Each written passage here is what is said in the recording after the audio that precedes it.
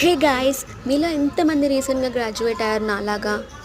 నేను మొన్నే గ్రాడ్యుయేట్ అయ్యాను, కానీ కాలేజ్ని వదిలిపెడుతున్నందుకు చాలా బాధగా ఉంది. అస్సలు హ్యాపీగా లేను.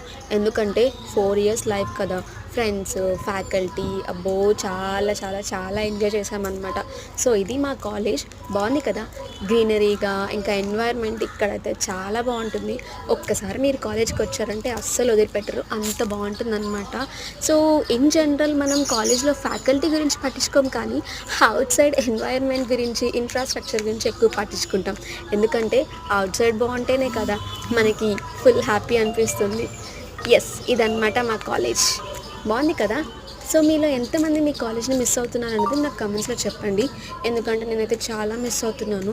ఇట్స్ బీన్ జస్ట్ 3 months, అయినా సరే కాలేజ్ బాగా గుర్తొస్తుంది. చూడండి ఎంత బాగుందో మా కాలేజ్. ఇది మా బాస్కెట్ బాల్. మీరు ఎవరెవరు మిస్ అవుతున్నారో నాకు అదే కమెంట్స్లో చెప్పేసి